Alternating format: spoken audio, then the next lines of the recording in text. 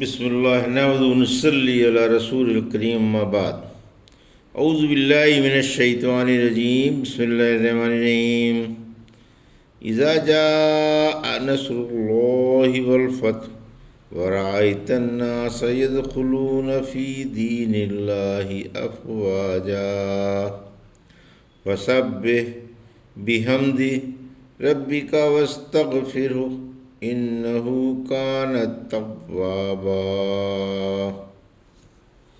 ابھی آپ نے سورہ نصر کی آیت 1 سے 3 کی تلاوت سماعت فرمائی۔ بترتیب مصحف یہ 110ویں اور بترتیب نزول 114ویں اور مدنی سورہ ہے۔ اس میں 3 آیتیں اور 1 رکوع ہے۔ سورہ نصر کی فضیلت اوپر گزر چکا ہے کہ سورہ نصر اور سورہ زلزال چوتھائی قرآن ہیں۔ عبید اللہ بن عبداللہ فرماتے ہیں، مجھ سے ابن عباس نے پوچھا، کیا تمہیں سب سے پیچھے اترنے والی سورت معلوم ہے؟ میں نے کہا ہاں، سورہ نصر ہے۔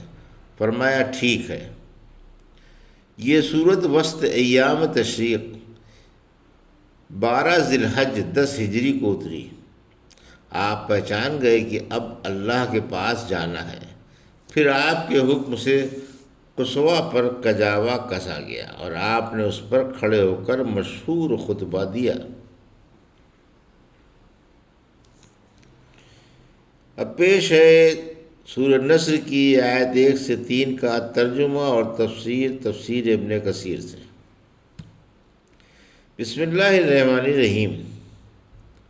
اذا جاء نصر اللہ والفتح آیت 1، ورأیت الناس يدخلون فی دین اللہ افواجا آیت 2، فسبح بحمد ربک واستغفرہ انہ کان توابا آیت 3۔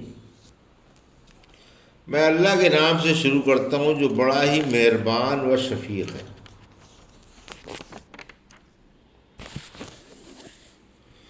جب اللہ کی مدد اور فتح آ جائے اور آپ لوگوں کو اللہ کے دین فوج در فوج داخل ہوتے دیکھیں تو اپنے رب کی پاکی میں حمد کے بیان کریں اور اس سے معافی مانگیں، یقیناً وہ بڑا ہی توبہ قبول کرنے والا ہے۔ یہ تھا ترجمہ سورہ نصر کی آیت 1 سے 3 کا۔ تفسیر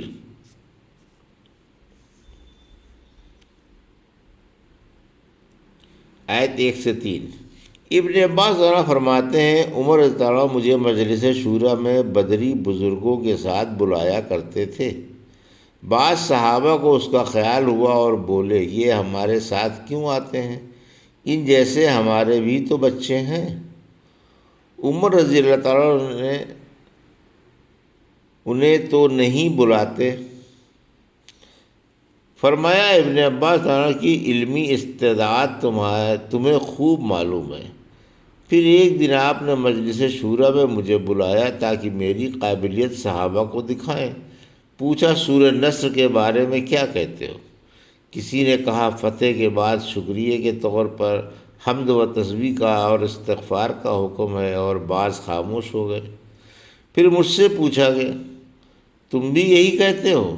میں بولا نہیں۔ فرمایا پھر کیا کہتے ہو؟ میں نے کہا اس میں آپ کی وفات کی طرف اشارہ ہے، یعنی اللہ کی مدد اور فتح کا آ جانا آپ کی موت کی نشانی ہے، لہٰذا آپ تسبیح حمد اور استغفار میں مصروف ہو جائیں۔ فرمایا مجھے بھی یہی معلوم ہے۔ اوپر گزرا کہ اس صورت سے رحمت عالم صلی اللہ علیہ وسلم نے بھی یہی سمجھا تھا اور اسی سال آپ فوت ہو گئے۔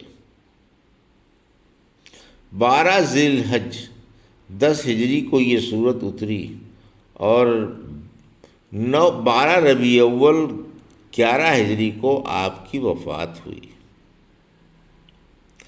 فتح مکہ کے بعد ہجرت موقوف ہو گئی۔ ابو سعید خدری رضی اللہ عنہ کہتے ہیں، رسول اللہ صلی اللہ علیہ وسلم نے یہ تمام صورت پڑھ کر فرمایا کہ دین میں داخل ہونے والے لوگ بہتر ہیں اور میں اور میرے صحابہ بہتر ہیں۔ فرمایا فتح مکے کے بعد ہجرت نہیں رہی، ہاں جہاد اور نیت باقی ہے۔ جب مروان نے ابو سعید رضی اللہ عنہ سے کہا تم جھوٹے ہو، تو اس وقت مروان کے پاس رافع بن خدیج اور زید بن ثابت بھی بیٹھے ہوئے تھے۔ ابو سعید رضی اللہ عنہ نے بولے اگر یہ دونوں چاہیں تو آپ سے یہ حدیث بیان کر سکتے ہیں، مگر ایک کو اپنی چودراہٹ چھن جانے کا ڈر ہے اور دوسرے کو صدقے کی وصولیابی سے معطل کیے جانے کا۔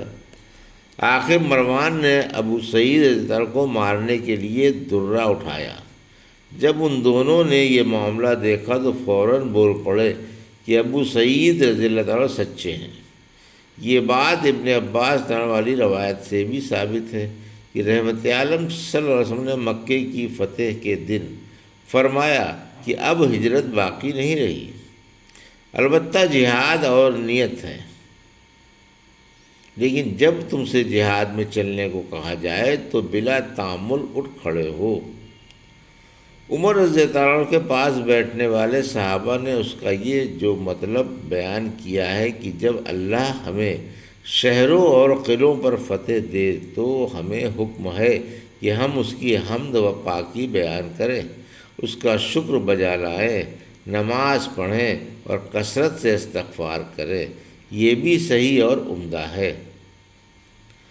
صدیقہ رضی اللہ عنہ فرماتی ہیں آپ اپنی آخری عمر میں کثرت سے یہ دعا پڑھا کرتے تھے، سبحان اللہ و بحمدہ استغفر اللہ و اتوب الیہ، یعنی اللہ پاک ہے، اسی کی بڑائیاں ہیں، میں اللہ سے معافی مانگتا ہوں اور اس سے توبہ کرتا ہوں۔ اور فرماتے تھے کہ میرے رب نے مجھے خبر دی ہے کہ میں اپنی امت میں ایک نشانی دیکھوں گا، اور مجھے حکم دیا کہ جب وہ نشانی دیکھوں تو اس کی تسبیح و تمہید بیان کروں اور اس سے معافی مانگوں، بے شک وہ توبہ قبول کرنے والا ہے۔ چنانچہ میں نے وہ نشانی دیکھ لی۔ پھر آپ نے سورہ نصر پڑھ کر سنائی۔ صدیقہ رضی اللہ عنہ فرماتی ہیں رسول اللہ صلی اللہ علیہ وسلم کثرت سے رکوع اور سجدے میں یہ دعا پڑھا کرتے تھے، سبحانک ربنا بحمدک اللہم اغفر لی۔ نبی صلی اللہ علیہ وسلم کا آخری عمر میں ورد ام سلمہ رضی اللہ عنہ فرماتی ہیں آپ آخری عمر میں اٹھتے بیٹھتے اور چلتے پھرتے یہ کلمے کثرت سے پڑھا کرتے تھے، سبحان اللہ و بحمدہ۔ میں نے کہا اے اللہ کے رسول صلی اللہ علیہ وسلم میں دیکھتی ہوں آپ کثرت سے سبحان اللہ و بحمدہ پڑھتے ہیں رہتے ہیں، آتے جاتے اٹھتے بیٹھتے چلتے پھرتے آپ کا یہی شغل ہے۔ فرمایا مجھے ان کا حکم دیا گیا ہے۔ پھر آپ نے سورہ نصر پڑھ کر سنائی۔ عبداللہ رضی اللہ عنہ کہتے ہیں کہ جب آپ پر سورہ نصر اتری تو آپ نے اسے نماز میں پڑھتے اور رکوع میں 3 بار یہ پڑھتے، سبحانک ربنا بحمدک اللہم اغفر لی انک انت التواب الرحیم۔ فتح سے فتح مکہ مراد ہے۔ فتح یعنی فتح مکہ، کیونکہ عربی قبائل فتح مکہ کے منتظر تھے کہ جب آپ کا غلبہ ہو تو اسلام لائیں۔ ان کا خیال تھا کہ اگر آپ اپنی قوم پر غالب آ گئے تو ضرور نبی ہیں۔ پھر جب مکہ فتح ہو گیا تو یہ تمام قبیلے فوج در فوج اسلام میں داخل ہو گئے۔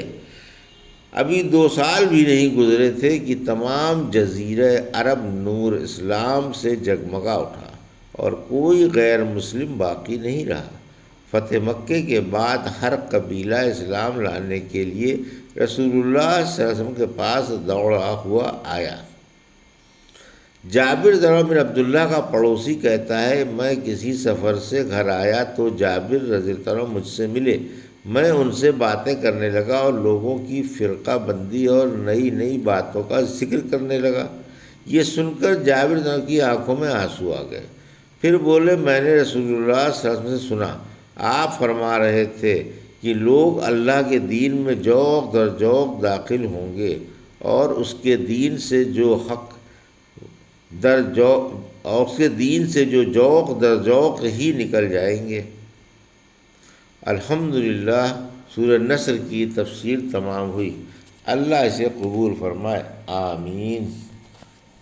یہ تھی سورہ نصر کی آیت 1 سے 3 کا ترجمہ اور تفسیر جو ابھی آپ نے سماعت فرمائی۔ بارک اللہ لی و لکم فی القرآن الحکیم ونفعنی وایاکم بآیات الذکر الحکیم۔